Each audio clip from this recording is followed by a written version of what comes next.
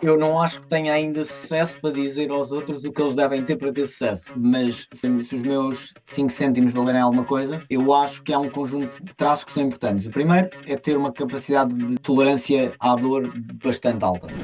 Mas eu acho que esse é o principal desafio, é em que sentido é que apontas a agulha, particularmente se calhar para os mais jovens.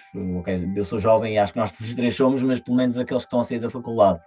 Portanto, eu diria que esse é se calhar o principal desafio.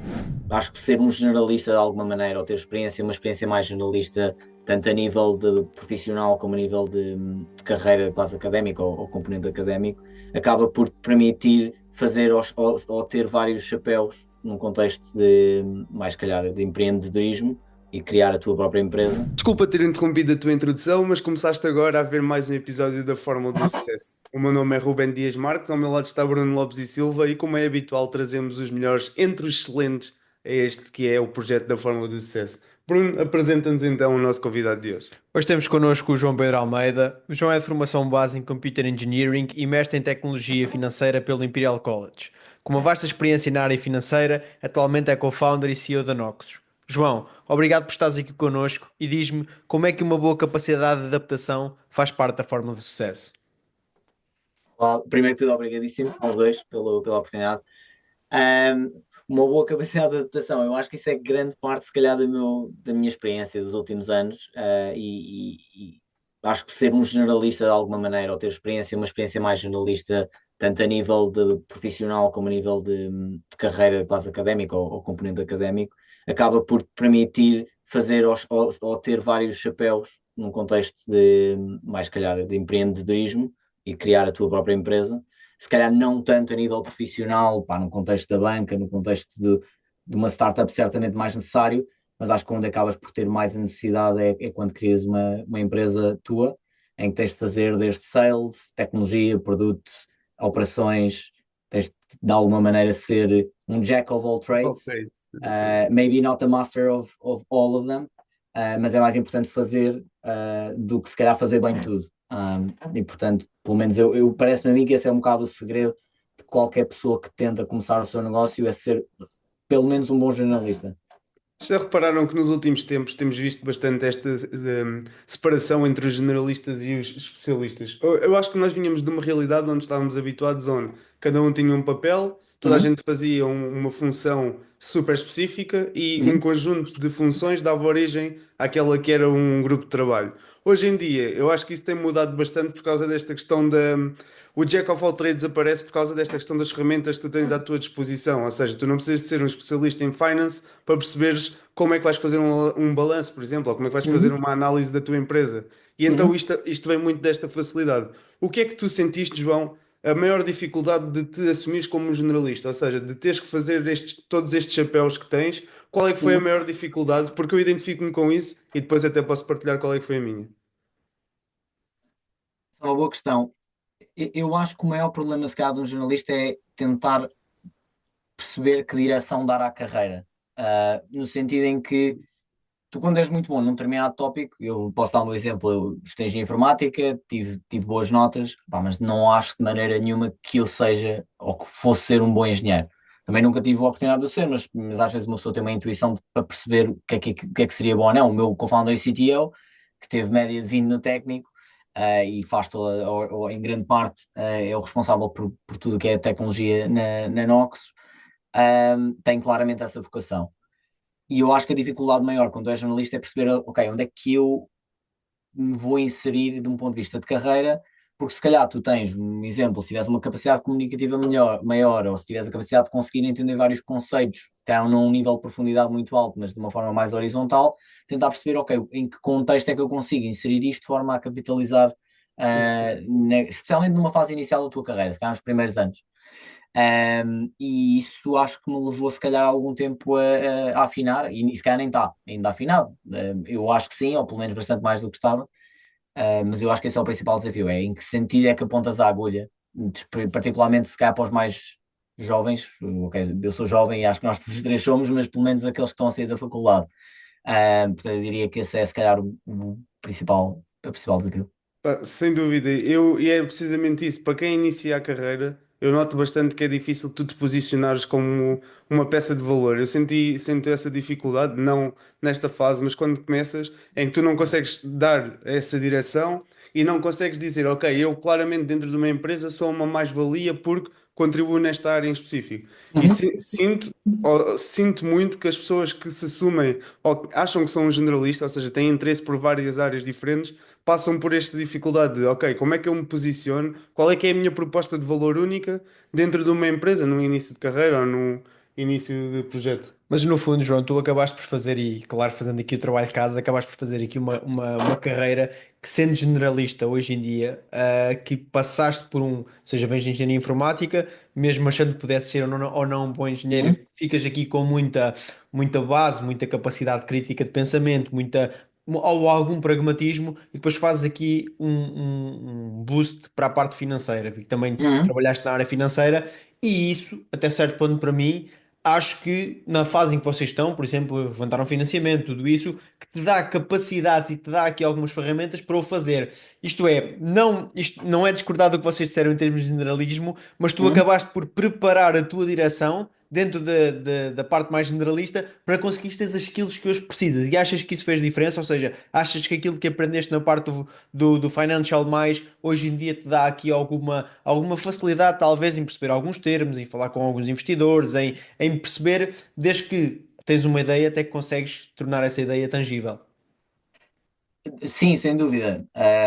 Particularmente na parte de levantar capital, falar com investidores, perceberes quais é que são os incentivos de um investidor, isso é undeniable.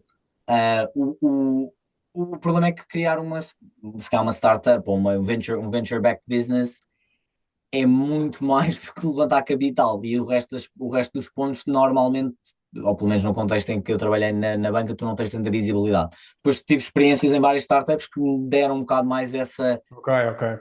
se calhar um bocadinho mais de visibilidade, mas por exemplo, algo que nunca, para a qual nunca tive preparado, se calhar foi sales. E a data 2, se calhar é 80% do meu trabalho, ou 50, 60% do meu trabalho, em que tenho o resto de produto, que também é algo para o qual não tinha preparado.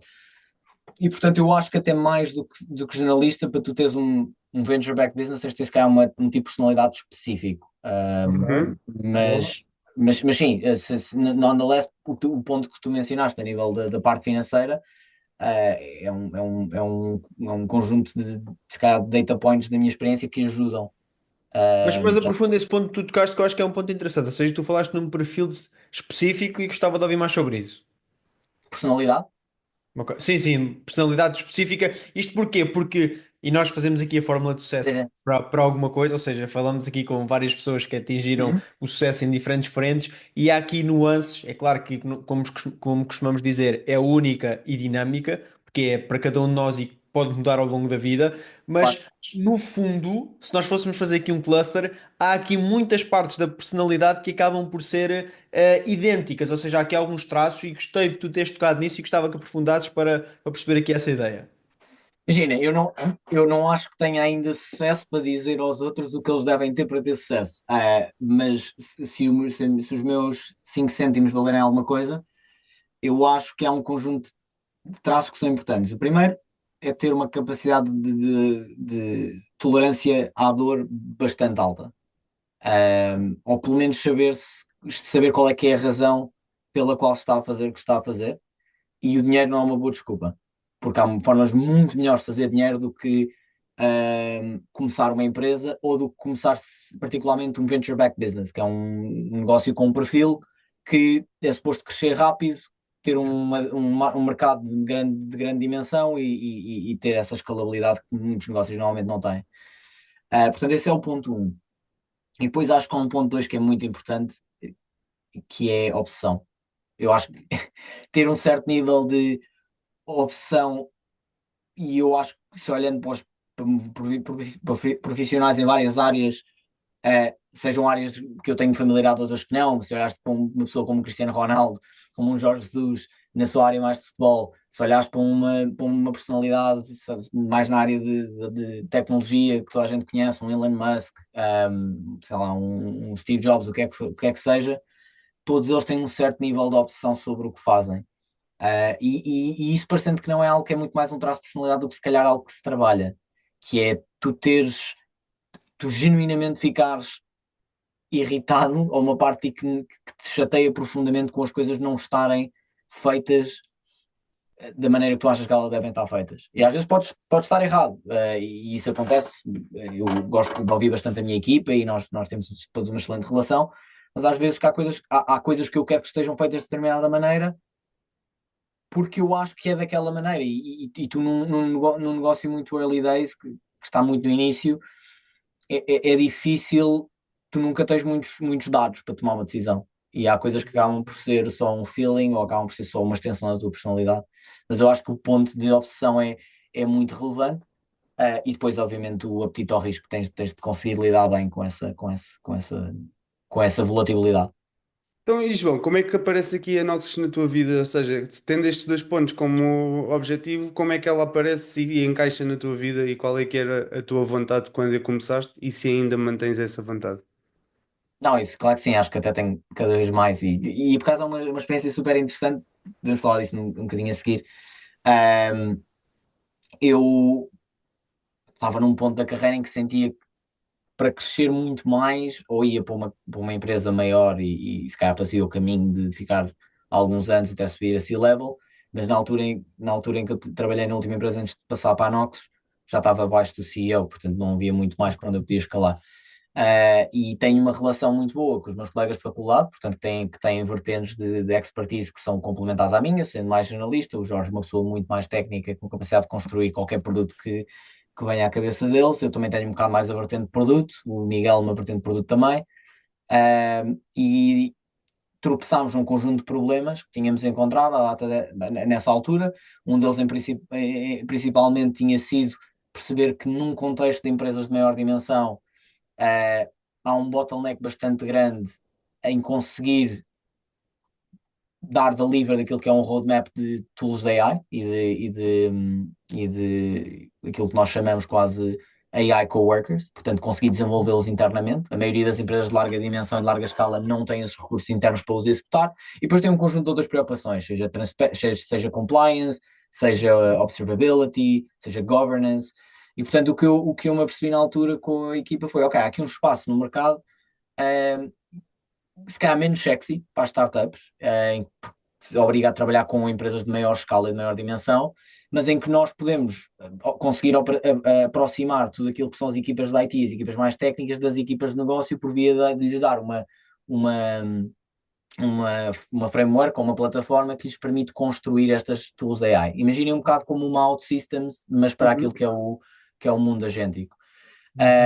Portanto, na prática começou com essa hunch, com esse problema, que depois tentámos validar, falar com o cliente o mais rápido possível, e acabámos por decidir saltar dos nossos trabalhos, focar-nos a full time. Começámos a trabalhar no produto da Nox em março do ano passado, de forma completamente full time. E pronto, desde aí tem sido a crescer. Uma grande parte do nosso mercado até hoje é em Portugal. Nós estamos baseados no UK, mas trabalhamos muito com empresas em Portugal, na Holanda, na Polónia, e estamos a tentar escalar. A ideia, em princípio, é até o fim do ano ir para os Estados Unidos.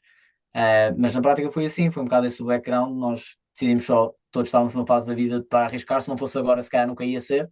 Claro. E tem sido uma experiência incrível, até mesmo do ponto de vista pessoal, sentires ou perceberes como tens mudado ou como mudas como pessoa, até de um ponto de vista de personalidade. A quantidade de preocupações que tens diariamente, a quantidade de desafios que tens de lidar diariamente, coloca tudo o resto em perspectiva, e começas a lidar com outro tipo de problemas de uma forma muito mais light. Também é uma coisa que eu sinto bastante a nível, pelo menos, de desenvolvimento de personalidade. Mas sim, esse é mais ou menos o contexto. Parece-me muito bom e tu acabaste por tocar aqui em diferentes vertentes que muitas das vezes é interessante ouvir quem está neste early stage, diria eu. Early stage, e apesar de não ser um tão early stage, porque na Fórmula costumamos ouvir pessoas que se calhar já têm aqui 20 ou 30 anos nesta vertente, e tu trouxeste uma parte que foi relativamente, que eu gostei especificamente, e não estender este tema, mas tu disseste, quando nós temos poucos dados, muitas das vezes aquilo que decidimos é a extensão da nossa personalidade. E eu acho que isso é muito importante, porque tu acabas por estar a construir algo com pessoas que conheces E tu disseste manter aqui a proximidade com diferentes perfis que tinhas da faculdade e que Uhum. acabavam por ter aqui diferentes valências e colmatar neste ponto. E acho que muitas das vezes no início, se calhar os projetos caem porque depois não há essa capacidade de relação de, ao estenderes a tua personalidade, ou seja, ao fazeres aqui aquela extensão com poucos dados, de manteres uma consistência não me recordo uma obsessão, a obsessão foi a palavra que tu utilizaste, para escalares isso. E falaste agora de passarem para os Estados Unidos e fazerem crescer a Nox ainda mais.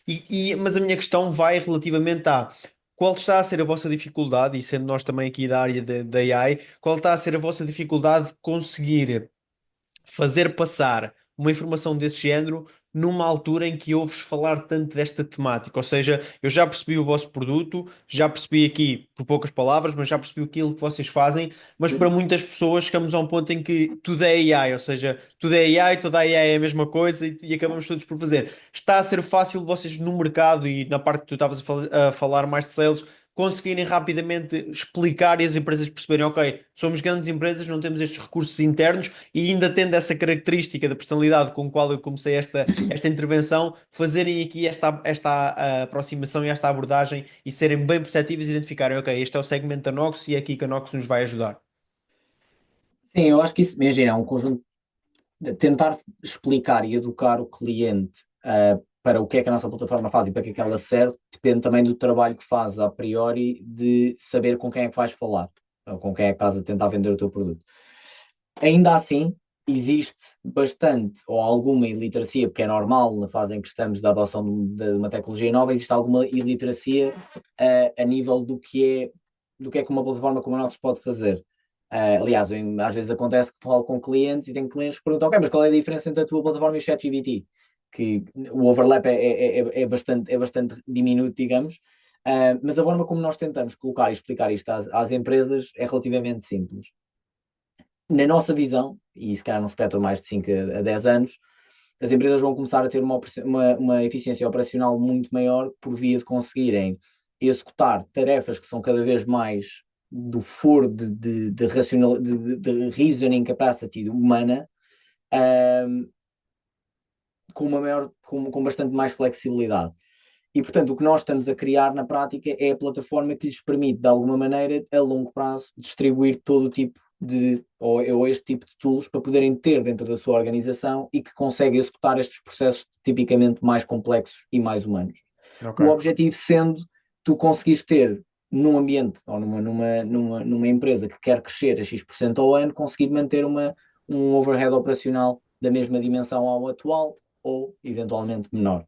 Ok. E para tu fazeres isso, e para conseguires fazer isso, tens de ter toda uma infraestrutura em place, tens de ter toda uma stack de tecnologia em place, que seja ela de orquestração, seja ela de compliance, seja ela de governance, seja ela até de próprio desenvolvimento das pipelines de agentes, que tipicamente terias de desenvolver tu in-house, ou terias de ir buscar se calhar uma consultora para desenvolver. Qual é o problema? É que tu tens uma consultora a desenvolver-te uma solução específica, crias o mesmo problema que tiveste com, se calhar, a wave de adoção de cloud nos últimos 10 anos, ou de data nos últimos 10 anos, que é que começas a ter data pipelines em 30 mil departamentos diferentes e depois deixas de ter visibilidade ou estrutura sobre o que estás a construir.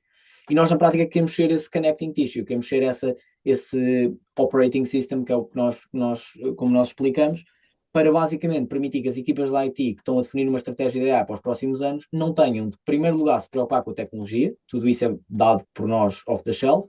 Ok. Em segundo lugar, não tenham de se preocupar com a forma como a adoção está a ser feita dentro das empresas, porque eles mantêm visibilidade sobre os diferentes departamentos, sobre as diferentes pipelines, sobre os diferentes use cases.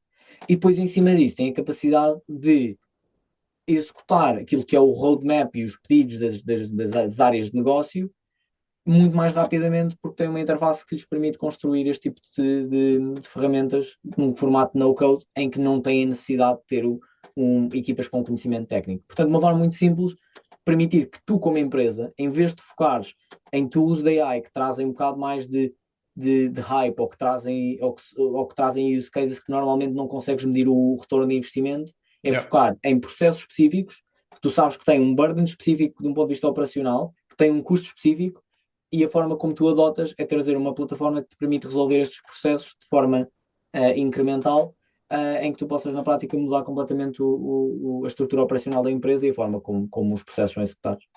Acabas por remover esta questão dos silos e do isolamento dentro da própria empresa e crias ali um ambiente mais de colaboração e de maior, talvez mais uma abordagem cêntrica, ter ali tudo centralizado dentro do mesmo sítio. Isso Sim, parece-me uma.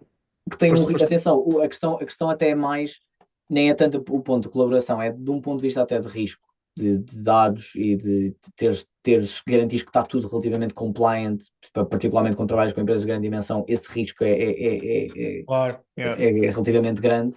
É garantir que tu consegues garantir que todo o roadmap que existe dentro da tua organização, e muitas vezes tens de imaginar organizações com milhares de pessoas, em que se calhar a equipa de customer support, a de recursos humanos, a de operations, all of a sudden têm 3 suppliers diferentes e 3 providers diferentes de tooling de AI, acabam por depois ter projetos que são completamente agnósticos e é quem? A equipa da IT não tem visibilidade nenhuma sobre o que está a acontecer. E a interoperabilidade depois às vezes também fica em causa muitas das vezes, que são feitos Exatamente, tailoring para cada um deles e a interoperabilidade falha. Mas João, e exatamente. mudando aqui o tema para não espremermos também a parte tecnológica toda da Hum? Nox e ficarmos aqui com a informação, claro que estou aqui a brincar, mas passando para outra temática e como é que o João se adaptou a toda esta dinâmica? Ou seja, ha havido um trabalho em que se calhar fazias o teu horário, fazias todas estas partes mais diria eu, predictable, ou seja, que sabias como é que as coisas iam acontecer, para um formato muito mais à la startup, em que tens aqui uma questão mais, se calhar, unpredictable e que acabas por ter rotinas diferentes. Tiveste que fazer aqui alguma adaptação, tu próprio, ou seja, agora não Noxus, mas João, aprendeste alguma coisa nesta transição que possas partilhar aqui connosco e com os nossos ouvintes? Sim, sem dúvida. Quer dizer, a nível de apetite ao risco e de forma de lidar com o risco, tu acabas por conseguir. Primeiro, acabas por se calhar não pensar tão X meses ou X anos ahead, Ok. porque tens tanto para te preocupar num dia, ou se calhar para amanhã, ou no dia, ou na semana a seguir, que eu estou sempre a dizer à equipa: ok, isso é um problema para o João do futuro se resolver. Não vou sequer pensar nisso agora, porque senão nem sequer consigo executar nada. Portanto, esse certamente. A nível de horas de trabalho. Eu nunca tive muito. Eu não gosto do work-life balance, não acredito em grande work-life balance, nunca tive, Ok. não é agora que tenho. Nós não temos grande work-life balance na Nox, eu sou aberto com isso, e percebo perfeitamente quem não queira estar, quem queira estar numa empresa onde há work-life balance. Nós não somos propriamente uma das empresas que proporciona isso.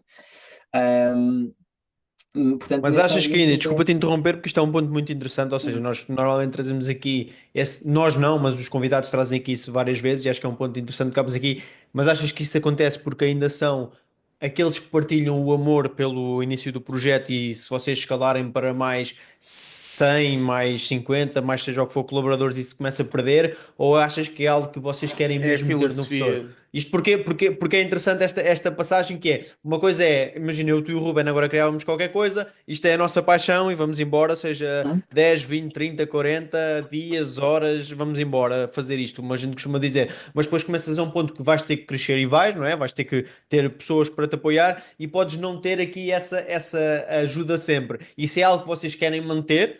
Ou se é algo que tu achas que, ok, nestes 10, 15, É 20 que a gente possa temporário. ser, é temporário e depois isto começa a escalar para mais calma nesse sentido. Isto é um ponto Sim. acho que muito interessante.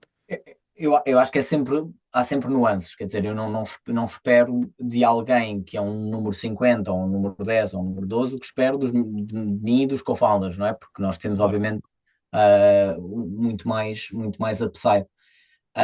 E isso acho que é normal.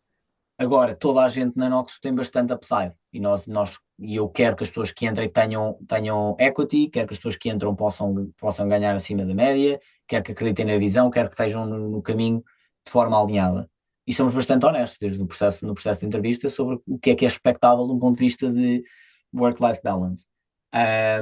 Acho que, obviamente, as coisas correndo bem a longo prazo, tu começas a ter alguma leeway para pelo menos as coisas serem se calhar mais estruturadas. Até de um ponto de vista legal, há coisas que tens de dar, não é?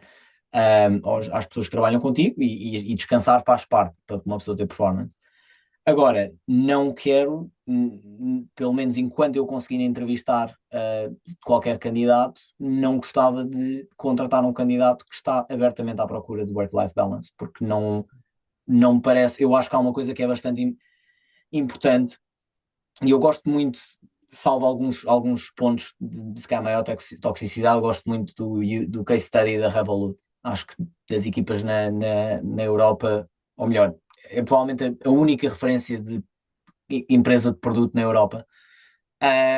E eu gosto de pessoas que têm um mindset muito de get shit done. E isso tem para funcionar numa startup, tu tens de ter pessoas que dão mais do que aquilo que é expectado, de que conseguem partir uma parede para resolver um problema, e que se preocupam muito mais com o que estão a entregar ao cliente e com o seu trabalho e com o que estão a fazer do que necessariamente com se vão de férias para a próxima semana, se saem às 5, saem às 9. Eu abertamente, quando contrato pessoas e quando crescemos a equipa, eu quero pessoas que um dia, daqui a 2, 3 anos, me digam: João Pedro, eu vou sair da Nox e quero criar a minha própria empresa. E eu gostava que a Nox crescesse a um ponto em que eu tenho capital para investir nas pessoas que querem sair da empresa. Uh, e para isso, tu tens de ter pessoas com uma personalidade semelhante, com um nível de obsessão semelhante, com um nível de ética de trabalho semelhante, com um mindset de hustle semelhante. E portanto, não espero, ou gostar, ou não quer dizer que isso não aconteça, mas porque eu, às vezes também como founder, a cultura de uma empresa é algo que tu se calhar não tens 100% de controle a certa altura, porque tens um conjunto de pessoas e a Daí a cultura. minha questão, ou seja, era mais nesse sentido, mas estás a explicar perfeitamente. Sim, Continua. para nós algo muito importante é a performance, e nós somos 10, mas à data 2 fazemos performance reviews, é tudo um processo analítico. Eu quero que continue a ser um processo analítico e que seja algo que esteja debaixo de mim em particular. Não, é o que eu digo à equipa, eu acho que nós temos de ser extremamente exigentes, mas humanos, com compaixão. Toda a gente tem contextos na vida, toda a gente tem momentos na vida. Se alguém não tiver performance, eu quero pelo menos apostar nessa pessoa para tentar dar a volta à performance, mas nós não somos uma família. Nós somos uma equipa de alta competição e no dia em que não fizer sentido, não faz sentido. E eu acho que essa é a única maneira de ter sucesso. Não é o único componente para o sucesso, mas na minha opinião, é pelo menos um requisito que tens de ter para ter sucesso. O quão fácil é tu encontrar as pessoas alinhadas com essa mentalidade? Ou difícil? Um, Isso é uma excelente pergunta. Não depende de onde procuras. Estás-me a perguntar em Portugal ou estás-me a perguntar lá fora? Ou Estou-te a num perguntar país? no geral, qual é que é, imagina, a tua visão é, eu percebi perfeitamente, estou a tentar perceber qual é a dificuldade que tu enfrentas para manter essa visão real, ou Uhum. realista neste caso. Porque parece-me, ou seja, eu sei que existem muitas pessoas com este alinhamento que estás aqui a transportar para nós. A minha pergunta é como é que elas chegam até ti e se tu consegues sequer encontrá-las, percebes? Sim. Imagina, nós não estamos numa escala onde isso seja um problema, porque ainda conseguimos contratar muito das pessoas que já trabalhamos e conhecemos, etc. Claro. Eu sei como é que, por exemplo, o Revolut fez, porque tive alguma proximidade às pessoas que trabalhavam lá, Uhum. desde o início. Sei como é que outras startups fizeram. E aqui entra muito um componente que Portugal é bastante, se calhar um bocadinho mais, está um bocadinho mais atrás, que é o componente cultura e o problema, o componente cultura e o componente de ecossistema. Ou seja, se tu fores a Londres, e Londres não é São Francisco by any means, mas é muito mais parecido do que Lisboa, tu conheces pessoas que fizeram um grande upside ou conseguiram ter um benefício financeiro bastante alto por via de se juntarem bastante cedo a uma startup que teve sucesso, por exemplo. Yep. Tu conheces pessoas que saíram, se calhar, estamos a falar de uma cidade como Londres, onde toda a gente que vai para lá vai para trabalhar, na sua larga maioria, uma das cidades mais jovens da Europa, e portanto as pessoas que lá estão para maximizar a sua carreira. E eu noto uma grande diferença. Eu vivo em Londres, portanto, eu estou lá nos últimos 5 anos, e o tipo de pessoas com que tu estás são pessoas da tua idade. Eu tenho 30 anos, sou solteiro, minha vida, na sua larga maioria, é trabalho. Um, Tu vens para Portugal e eu olho para grande parte dos meus amigos, que são muito bons, muitos deles são muito bons, mas são pessoas que não querem ter a minha vida.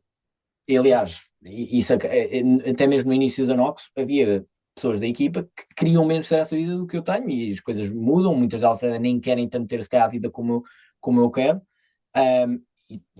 tu acabas por ter de fazer compromissos, não é? Porque há pessoas que são mesmo muito boas e não precisam sequer trabalhar o número de horas que tu achas que as pessoas devem trabalhar para ter um output que é muito, muito superior. O que eu acho que a solução é a longo prazo é que a Nox vai ter de estar nos sítios ou nos ecossistemas onde tu de facto consegues encontrar o maior número de capital humano desse tipo. E por muito que eu acho que o capital humano em Portugal é muito bom, e nós queremos continuar a crescer em Portugal, ahm, tu consegues encontrar isso com muito mais fulgor nos Estados Unidos, com muito mais fulgor em Londres, ahm, simplesmente porque as pessoas que lá estão são pessoas que já têm um bias específico para esse tipo de objetivo. Culturalmente, Claro. né? Yeah.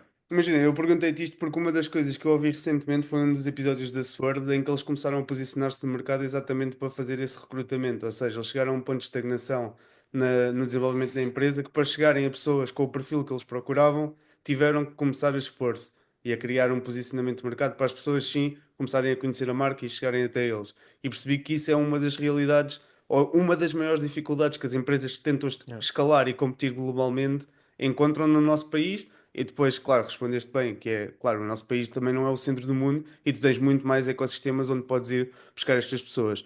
João, como é que aparece aqui rotinas na tua vida, uma vez que tu trabalhas, ou pelo menos tens uma grande carga de trabalho associada a ti? Tu mantens alguma rotina de desporto, de meditação, alguma coisa que integres na tua vida, Banhos às 5 da manhã. ou simplesmente tu executas trabalho e é sobre isso? Pá, e se calhar é o ponto em que eu sou péssimo. Eu não faço absolutamente nada. Eu só trabalho. Imagina, eu tenho amigos e janto e etc. Mas eu pá, desporto tem sido horrível. Não tenho feito praticamente nada a nível de desporto. Em Londres fazia imenso. Fazia 5 vezes por semana. Uhum. Agora que tenho estado mais tempo cá, faço menos. Ah, tirando isso, eu normalmente descanso sextas-feiras à noite e sábados. Ou sábado mais ou menos, se ainda sou preciso, ainda faço qualquer coisa de manhã ou assim. Mas Uhum. sábados é o meu dia mais ou menos off, nunca estou off, mas não estou ativamente em frente ao computador. Ahm, Portanto, eu fora isso, quer dizer, eu saio do escritório se calhar que 9, 10, ainda estou em casa se eu preciso responder algumas coisas e algumas coisas faço. Ahm, Estou no escritório ainda a seguir às 9, I guess. Mas é, Portanto, não, muito Com tempo. força, mas é por isso que eu gosto da fórmula de sucesso, ou seja, nós trazemos aqui perfis tão diferentes e é bom, e eu tenho feito aqui algumas perguntas durante o episódio, até se calhar mais normalmente do que aquilo que costumo fazer, mas porque é curiosidade sincera, ou seja, ouvir Uhum, aqui, tu trazes vários pontos que acabam por desafiar o status quo, ou seja, daquilo que ouvimos todos os dias e normalmente, uhum. e isto é aquilo que deve ser feito, e tu trazeres isso e com a ambição que mostras e com a obsessão que mostras, eu acho que também é bom ouvirmos isto, porque caímos na romantização às vezes de algumas histórias e às vezes até de tópicos que são sexys falar, ou seja, não, isto é tudo muito giro e vamos só trabalhar aqui 5 horas e tu estás com este drive e estás mesmo a fazê-lo, ou seja, não estás só a dizer que o fazes, mas agora com a pergunta que o Rubén te fez, uma pergunta distinta, mas tu rapidamente encaixaste com aquilo que acabas por fazer. Eu acho isso Não, muito mas importante. atenção, eu nesse ponto eu não recomendaria ninguém a ser como eu. Ou seja, eu Claro. acho que há espaço para ir ao ginásio, eu acho que há espaço para fazer exercício físico e eu acho que eu também teria tempo para isso. E se calhar que o vais fazer. Não, eu espero falarmos Exato. daqui a 10 anos e, Sim, e podes ter mudado, né? E é isso que é fixe. mas imagina, foi por isso que eu perguntei, porque é isto, é que a fórmula do sucesso, toda a gente que nós trazemos aqui consideramos que de alguma forma teve sucesso, tem ou vai ter, de alguma forma, Yeah. independentemente daquilo que seja a definição de sucesso. E uma das coisas que nós conseguimos tirar em cada episódio é estas formas distintas de estar na vida, desde que tu tenhas uma missão clara ou um objetivo claro, elas todas se vão complementar para aquilo que queres fazer, ou seja, se calhar nós aqui estamos a achar, porque os nossos perfis concordam com a tua visão de que o work-life balance numa fase talvez não faça tanto sentido, mas as pessoas que nos estão a ouvir podem estar a pensar assim: não, mas eu consegui chegar à fase em que estou hoje, com muito mais sucesso, independentemente daquilo que seja, a trabalhar meia hora por dia. Está Percebem? tudo E certo? e está tudo Eu tenho, correto. eu tenho amigos que trabalham pouquíssimas horas e ganham muito mais do que eu ganho. Não, não Claro, há. Não, lá Desde está. que eles estejam bem, é como nós costumamos dizer assim, desde que eles estejam bem, Desde é que isso tenham. que é a Eu, parte fixe, né? a fórmula, lá está, sucesso não é. Se calhar passa aqui a expressão, não é? Se calhar não há uma fórmula específica para o sucesso, porque o sucesso é relativamente subjetivo. Exatamente. Obviamente que há um conjunto de parâmetros que uma pessoa define como sucesso, ou que a sociedade classifica como uma pessoa que pode ter tido sucesso, mas não estou com isto a dizer que para alguém ter sucesso tem de trabalhar as horas que eu trabalho ou que a equipa trabalha, que não deve ir ao ginásio. Isso então não digo mesmo, porque não recomendo absolutamente a ninguém, façam desporto, ajuda com a saúde mental, ajuda com tudo. Mas acho que especificamente no tipo de vertical que eu me coloquei, em que eu estou a criar uma empresa que é uma venture capital backed business, que tem de crescer um determinado perfil, que tem um conjunto de parâmetros que têm de ser encontrados para poder encontrar aquela curva J ou J, eu desculpem que eu uso bastante expressões inglesas e se calhar não devia, mas Força. é uma curva bastante exponencial. A necessidade de se calhar ter este nível de intensidade é muito maior, e se calhar não é necessário para outros negócios, como por exemplo, se calhar para uma restauração já tens de ter uma intensidade como a minha, tens de trabalhar imensas horas, mas se fores um consultor que é freelancer e consegue faturar uma empresa 300 mil euros, 400 mil euros ao ano e só precisas trabalhar, sei lá, Sim, X horas por dia. sim, sim, é Uh, uma carga muito, muito menor. sim. João, uma perspectiva aqui mais macro da tua vida, se a tua vida fosse um filme de Netflix, qual é que seria o título? Pá, eu não vejo assim tanta Netflix, portanto estás-me a dificultar com Pá, essa eu também pergunta. não, mas pode ser um filme qualquer, pode Yeah. ser outro qualquer. Estávamos a ver se sacámos só aqui um patrocínio com É, esta keyword. excelente questão. Pai, como eu não tenho muitas na minha cabeça, não quero. Ia dizer Narcos, mas não, estou a brincar. Não, ias dizer o quê?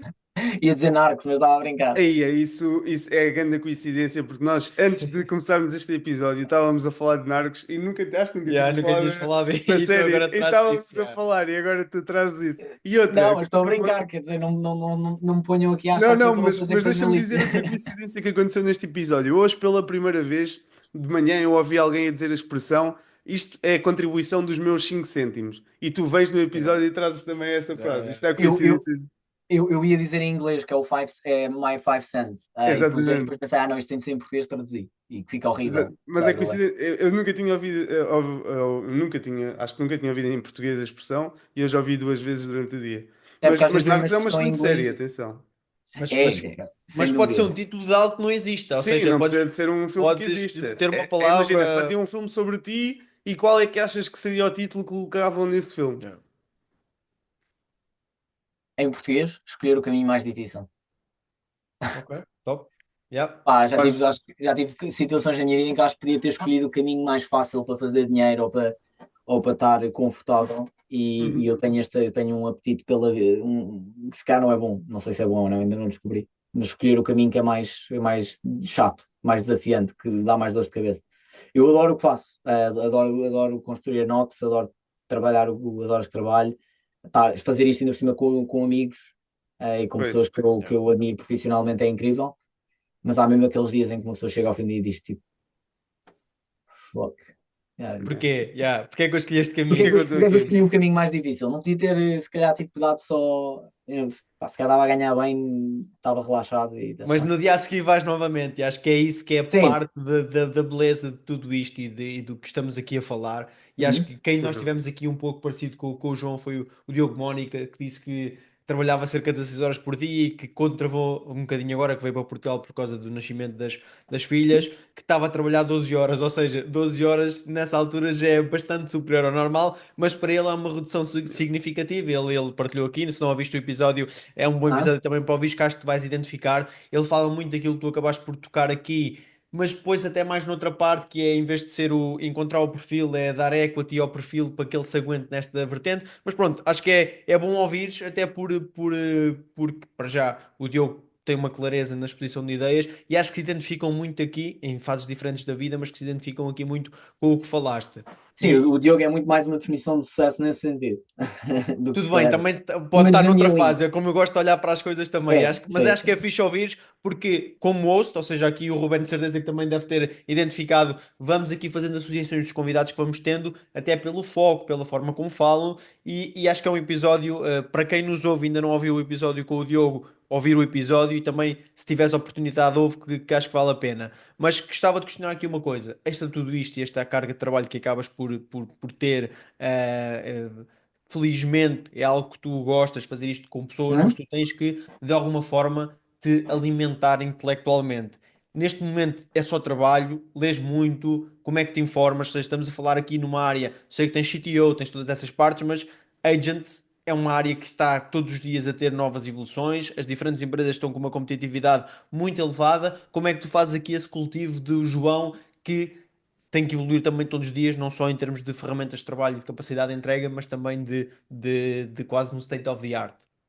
Não, essa pergunta é excelente porque é um problema, entre aspas, que nós resolvemos bastante. E se calhar tu sentes isso porque estás mais na área até.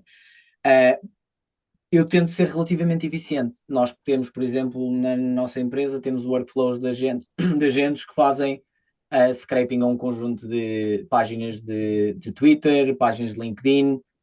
Portanto, tudo quando são novos papers que saem, eu não leio os papers em depth, e se a minha equipa técnica estivesse a ouvir, iam estar a gozar comigo depois de eu dizer isso. Leio por alto para ter uma ideia do que se está a passar, reencaminho para eles reencaminham para mim. Quando é uma coisa que eu acho que é game changing e pode de alguma maneira mudar a forma como eu penso no product roadmap e na visão, sento-me com eles e tento de alguma maneira dissecar isso. Eu no dia cheguei aqui mais cedo de manhã, às 8 da manhã, estava a discutir com o nosso Head of AI, perguntar como é que é a opinião dele sobre, ok, como é que A2A pode influenciar a forma como nós nos posicionamos. Yeah. Um, e portanto tentar pensar nesse. O que eu faço um bocado nós temos se calhar 4 linhas de desenvolvimento de produto, entre aspas. O nosso Head of AI aqui na prática lê os papers, não é? Depois o Jorge, que é o meu CTO e co-founder, tem um entendimento também bastante in-depth, mas já digere um bocado mais a informação que é passada. Portanto, eles depois, de alguma maneira, passam-nos aquilo que acham que é a direção da tecnologia, ou a minha direção da tecnologia, e eu depois ponho isso numa frame de como é que o nosso ICP olha para isto, como é que eu acho que uma pessoa não técnica olha para isto, porque muito do nosso ICP acaba por ser pessoas que não são tão técnicas. Um, e eu tenho sempre este interesse. Nós trabalhamos em enterprise e se tu olhares para a maioria dos softwares de enterprise, normalmente não são incríveis. Eu acho que nós temos de fazer um software de enterprise que tem uma boa user experience, em que acho que os termos são simplificados. Por exemplo, uma coisa que eu não lido muito bem é o termo agente. À data de hoje ninguém sabe, não há consenso sobre o que é um agente. Na nossa plataforma nós não temos o conceito de agente, temos o conceito de AI Coworker, que é muito mais fácil para alguém não técnico entender o que é. Claro. Eu não gosto necessariamente desse tipo de conceitos. Portanto, isto voltando atrás e fechando a tua pergunta, eu consumo bastante conteúdo online, seja um X, seja LinkedIn, seja fontes que eu visito regularmente e leio isso para me manter up to date. Portanto, do ponto de vista da AI, não é provavelmente leitura física. Adoro ler, leio muito menos do que aquilo que gostava à data de hoje, infelizmente. E quando leio são coisas que é mais relacionadas com o trabalho. Os últimos livros que li foi The Challenger Sales, portanto mais relacionado com vendas, coisas que eu tenho que eu acho que tenho de aprender. E depois eu acho que há um ponto que é muito importante, que é rodear de pessoas à tua volta que te adicionam data points, ou os data points que já não tens tanto tempo para digerir. E portanto, se eu quero falar de política, ligo ao Bernardo. Se eu quero falar de AI ou de qualquer coisa específica com tecnologia, ligo ao Jorge. Se eu quero falar de finanças, sei a quem ligar com que já trabalhei. E portanto, teres pessoas muito boas à tua volta, tanto a trabalhar contigo como a ajudar-te, permite digerir a informação de forma mais rápida. Porque tu também, de alguma maneira, já confias à partida no trabalho que essas pessoas fizeram para digerir a informação. Tal e Exatamente. qual. E portanto, é um bocado assim que eu tento dizer São, as são coisas. os teus agents É reais. isso, acabas por É criar aí isso. uma rede também com certos pontos que estão a dar feed na tua própria rede. E isso Sim, sim, é exatamente. escalabilidade. É quase como delegares indiretamente, tu acabas por delegar a procura e o filtro da informação que depois acaba por chegar até ti. E na nossa perspectiva, e é um também dos trabalhos que nós temos feito muito, é a criação de comunidade. O que pode ser mesmo um fator diferenciador é tu teres esta criação de comunidade em que cada um filtra a informação e só passa para ti aquilo que realmente faz sentido e tu acabas por ser o mesmo papel, ou seja, se fosse uma rede neuronal, tu quase que a tua função de ativação era a mesma em todos os lados e tu tinhas dois papéis, deixavas Sim, passar sim. e filtravas também para os outros. E isso é E- um posicionamento. Isso é algo que falta muito, na minha opinião, ou falta um bocado em Portugal ainda, que é o ecossistema. algo que acelera imensamente uma empresa. Em Londres já sentes um bocado, mas não está nem de perto ao nível de São Francisco, é o ecossistema. É a forma como tu. Imagina, tu teres competidores dentro do mesmo espaço, não sei se calhar dentro do mesma região, da mesma cidade, com quem tu podes falar. Um competidor é um incentivo a tu cresceres mais rápido, é um incentivo a tu conseguires dar delivery de produto mais rápido, de aprenderes mais rápido. E portanto, Partilhas os erros partilhar, com ele, conseguem chegar a soluções em conjunto. E exatamente. isso em Portugal, não, eu diria que, pelo menos na área da tecnologia, é difícil que exista. É difícil porque não há ainda massa crítica, já há muito mais. Por exemplo, nós estamos aqui no AI Hub e tu tens várias empresas no mesmo espaço, só que há um problema específico em Portugal que é, primeiro, não tens massa crítica de empresas, e eu também não quero estar aqui a falar mal de Portugal, porque acho que é um país incrível, mas não tens massa crítica de empresas nem tens massa crítica da economia. Portanto, vender toda a gente que está no espaço da AI ou que está no nosso segmento, que não há muitos players, ainda assim, mas existem, só tens tipo 10 empresas a que podes vender, Uhum. porque de resto as empresas mais abaixo não têm sequer poder de compra para comprar. Não há um mid-market forte como tens noutros mercados. E portanto, quando o teu addressable market é pequeno, as pessoas também não querem partilhar tanto porque não há nenhuma pie, não há uma pie Claro, considerável que nenhum possa tirar. claro, claro, Faz claro. sentido. Olha, boa perspectiva. Mas e isso pode ser, por exemplo, a diferença que nós falamos muitas vezes entre dois países com a mesma língua, Portugal e Brasil, em que numa realidade a escala é gigante e na outra não funciona metade do sistema económico que tens no Brasil, por exemplo, Hum? tanto a nível de escala como de entrega. Sim, sim. Mas antes de terminarmos o episódio, João, eu gostava de saber o que é que tu gostavas de ter descoberto aos 18 anos, ou no início desta tua jornada. Portanto, tu escolhes sempre o caminho mais difícil, houve lições que tiraste desse caminho mais difícil e houve coisas de certeza que não voltavas a repetir e outras que voltavas a fazer hoje. E eu queria saber uma única coisa que tu gostavas de ter descoberto quando tinhas 18 anos. Ahm, Se calhar não é tanto uma coisa em particular, mas algo que vais descobrindo sobre ti mesmo, ou que eu acho que descobri sobre mim mesmo, que é tu saberes muito mais, ou pelo menos seres muito mais honesto com aquilo que tu achas que sabes que és bom e o que não és tão bom. E isso depois permite-te guiar a tua carreira muito melhor. Vou dar um exemplo. Eu acho e não me arrependo de ter feito engenharia informática, mas eu sabia à partida que não tenho o traço para ser o melhor, para ser um grande engenheiro, ou pelo menos olhar para uma pessoa que está ao meu lado, como um Jorge, que tem média de 20 no técnico, e que eu sei iria ser sempre um engenheiro muito melhor que eu. Há coisas em que eu acho que sou melhor, e são traços da minha personalidade ou da minha forma de ser que podiam ser alavancados mais tarde. E portanto, se eu pudesse dar essa informação, a informação que tenho hoje sobre aquilo que são os meus pontos fortes e os meus pontos fracos à minha pessoa com 18 anos, se calhar a vida teria sido diferente, não sei se melhor, se pior. Mas acho que essa capacidade de introspeção que tu nunca consegues ter aos 18 anos, quer dizer, é uma idade muito nova para tomar qualquer que seja a decisão, é excelente. Esse era um, e o segundo é arrisca mais cedo. Eu comecei a arriscar, se calhar, para criar a minha empresa aos 28, 7, 8. Se soubesse a data hoje, se calhar tinha feito ainda mais cedo do que isso. Claro, isso é interessante, esse ponto é interessante, porque toda a gente fala sobre isso, mas quando estás lá não é assim tão claro, não é? Não é porque tu achas sempre que tens muito mais a perder do que aquilo que tens. Não é assim tanto. Se conseguires arranjar uma forma de não te preocupar com o que as outras pessoas pensam, porque de facto tens de, se calhar, cortar a tua qualidade de vida um bocado no início. Se conseguires lidar bem com isso, eu acho que é muito melhor arriscar mais cedo do que mais tarde, por uma simples razão que é que tens muito menos a perder, tens muito menos overhead, há muito menos pressão sobre ti para planear a tua vida a médio prazo, particularmente num país como Portugal, onde se calhar as pessoas mais cedo estão a dar settle down, começam a pensar em família e filhos, etc. Um, acho que sim, portanto teria se calhar mais novo feito isso, se calhar outro ponto também, se calhar o terceiro, isto se calhar se houver pessoas mais jovens, tinha saído de Portugal ainda mais cedo.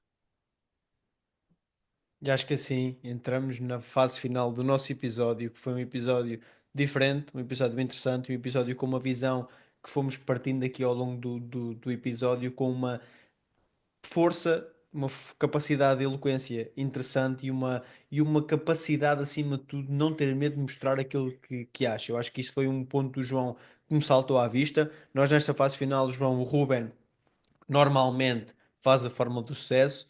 Eu ou tu, neste caso, podemos acrescentar alguma coisa, mas basicamente naquilo que conhecemos de ti, naquilo que ouvimos, naquilo que nos passaste e que nós fomos com pequenas perguntas tentando guiar e perceber um pouco daquilo que é a tua jornada, chegamos a esta fase final e fazemos a fórmula do sucesso. Acaba por ser uma fórmula clara. Eu acho que é uma fórmula que desde o início que dá para traçar os pontos em comum na visão que trazes, João, nas visões com que nós nos identificamos. E a fórmula do sucesso para este episódio, eu diria que o primeiro termo será ambição. E é a ambição que justifica, na minha perspectiva, tu quereres sempre o caminho mais difícil, e essa ambição que faz com que o teu reward do caminho mais difícil seja, independentemente de ser menor ou pior do que o caminho mais fácil, não sabes, isso é só a parte de imaginação do e se, mas acaba por ser essa ambição que te faz com que tomes a ação naquilo que consideras mais difícil, porque achas que no final desse caminho o reward, apesar de ser o mesmo, o reward pessoal poderá ser muito maior e poderá ter um efeito de alavancagem pessoal muito maior do que aquele que tinha o caminho mais fácil. O segundo termo é a obsessão, eu diria. E a obsessão, eu acho que tem uma conotação ainda negativa. E não sei se tem que ter obrigatoriamente uma conotação negativa, porque a obsessão não é nada mais do que um hiperfoco num ponto. Ou seja, a obsessão é tu olhares para uma coisa em visão quase de túnel e dizeres, ok, este é eu não sei, tu até podes nem saber qual é o caminho. Eu ia dizer este é o caminho, mas tu podes não saber. Tu sabes é que este é um dos goals que queres ter. E a obsessão só pode ser negativa, ou pelo menos na minha perspectiva, só pode ser negativa se tu não olhares ao caminho que vais fazer para chegar lá. Mas se tu conseguires continuar o caminho com valores e com princípios e mesmo assim caminhares naquele objetivo grandioso que vem do primeiro termo de ambição, tu consegues manter a obsessão com uma conotação positiva. Eu diria que se nós misturarmos este conceito na fórmula do sucesso de ambição com a obsessão, consegues ter o resultado que estás a apresentar neste momento, João, e que de certeza que nos próximos anos vamos ouvir falar sobre ti. Eu queria só acrescentar aqui um antes de passarmos para o João, que é, acho que um que eu nunca utilizei, que é o ímpeto ponderado. E porquê que é isto? Ou seja, o João tem o ímpeto de ir, de fazer, de às vezes questionar e avançar, mas ele não deixa de várias vezes fazer aqui alguns disclaimers que são importantes, que é, eu olhei para aquilo que sou bom, perceber isso mais cedo, ou seja, uma das coisas que eu queria ter percebido mais cedo, é olhar para aquilo que sou bom, ele pondera, mas vai na mesma, ou seja, não se perde em ponderações, que é, se eu fizeste isso, se eu fizesse aquilo, e acho que aliado a isso tudo, ele vai na mesma, há um ímpeto, há um caminho, há uma vontade de chegar, mas mesmo assim ele consegue ter a clareza de olhar para ele e para os que estão com ele e ver, ok, quais é que são as nossas melhores valências, vamos juntar isto tudo e vamos fazer aqui um cocktail, Alavancar. coisas que vão para a frente. E queria só acrescentar aqui este ímpeto ponderado da tua forma de sucesso. Não sei se tens alguma coisa a acrescentar. Não, eu acho que esses dois pontos são super relevantes. Se calhar o último que eu adicionaria, que acho que é especialmente importante num founder, particularmente, then again, no vertical em que eu estou, é tu teres a capacidade de criar momento, de conseguires fazer com que pessoas à tua volta caminhem todos na mesma direção contigo. É difícil fazer no início, e eu estou no início, é ainda mais difícil fazer quando não tens absolutamente nada. E portanto, conseguires fazer com que pessoas que têm o seu trabalho, que estão a ter a sua vida, têm a sua vida programada, que venham contigo e que confiem em ti para seguir esse caminho. As pessoas às vezes veem coisas em ti que tu não vias em ti mesmo, mas ter essa capacidade de conseguir convencer outros é se calhar underrated. Portanto, esse seria o terceiro ponto. Excelente adição. João, a Fórmula do Sucesso foi incrível. Obrigado por este episódio e obrigado Obrigado aos também a todos aqueles que nos ouviram até aqui. Já sabem, não se esqueçam de seguir a Fórmula do Sucesso, LinkedIn, Instagram, YouTube ou Spotify. Podem encontrar-nos em qualquer lado. Vemo-nos no próximo episódio.